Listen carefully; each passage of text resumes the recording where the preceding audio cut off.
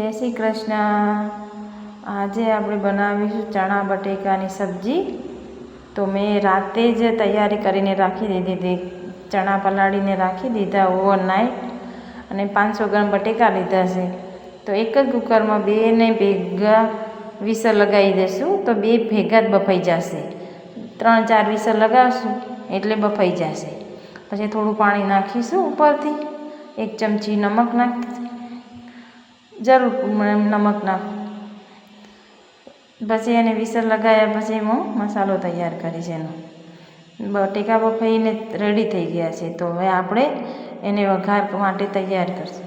તો મેં 2-3 મરચાં લીધા છે લીલા, મીડિયમ તીખા। તમારે તીખું જેવું ખાતા હોય તેવું। થોડું જીરું નાખીશું। તો એને પછી હવે કૂટીને તૈયાર કરી નાખીશું। તો મરચાં આખા રેના। હવે 1 ટમેટું સુધારી ઝીણું ઝીણું 1 ટમેટું સુધારી પછી કઢી પત્તા નાખીશું। પછી આપણે એને 2 ટીસ્પૂન તેલ નાખીને 1 ચમચી રાઈ, 1 ચમચી જીરું, 1 ચમચી હિંગ, જરૂર મુજબ। પછી કઢી પત્તા નાખીશું।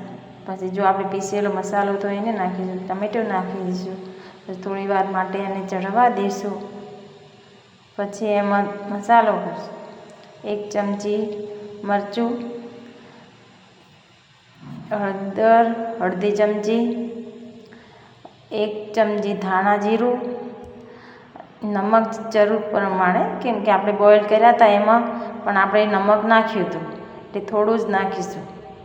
પછી આપણે બોઇલ કરેલો જે મસ્ત તૈયાર છે ચણે બટેકા એને નાખી દઈશું અંદર। પછી થોડી વાર હલાવી અને ઉપરથી થોડું પાણી નાખીશું। પાણી એકદમ મિક્સ થઈ જાય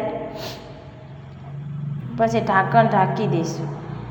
ઢાંકણ ઢાંકી અને પછી 1 ચમચી પનીર કઢાઈનો મસાલો નાખશું તો એકદમ સ્વાદિષ્ટ બની જશે। અને ઉપરથી થોડા ધનિયા ગાર્નિશ કરી નાખીશું અને પછી ઢાંકણ ઢાંકી દઈશું અને પછી ગેસ બંધ। રેડી છે આપણું ગરમા ગરમ ચણા બટેકાની સબ્જી। પૂરી સાથે સર્વ કરો।